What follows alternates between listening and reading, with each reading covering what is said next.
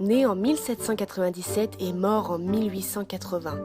Docteur en médecine à 25 ans, a révolutionné l'étude de l'anatomie grâce à des fabrications en papier mâché à des fins éducatives, évitant ainsi la dissection, passage obligé des études en médecine à l'époque, mais dont la pratique a été mise à rude épreuve dans l'histoire.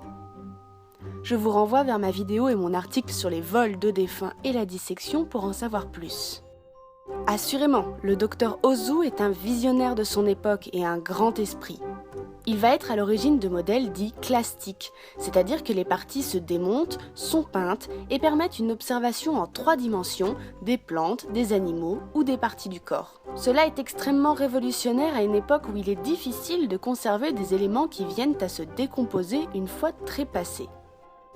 En 1822, il va présenter à l'Académie royale de médecine son premier modèle de type mannequin humain.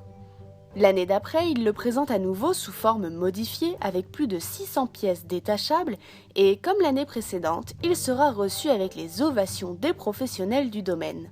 Les moulages de ces pièces étaient faits avec de la terre crue modelée sur des défunts et par la suite, les moules étaient fabriqués en plâtre ou bien en métal dans une chape de hêtre. Tous les éléments sont numérotés par la suite pour faciliter l'utilisation à l'acheteur lors des démonstrations post-acquisition.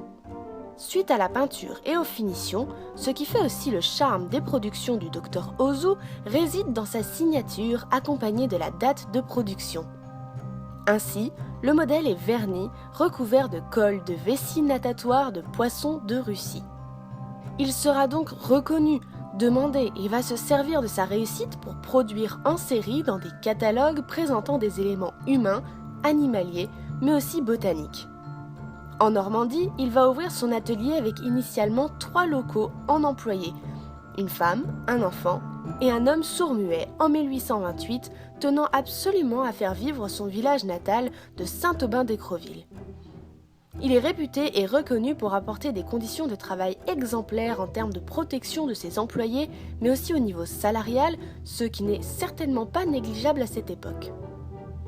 En 1833, il va ouvrir une boutique à Paris, dans le 12e, augmentant ainsi ses ventes mais aussi ses commandes.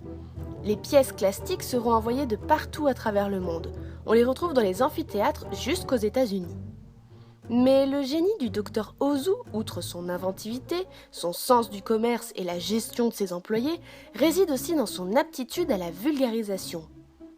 Il proposait des conférences sur l'anatomie tant aux étudiants en médecine, aux étudiants des beaux-arts, mais aussi au grand public. Il écrivait également des livres de vulgarisation.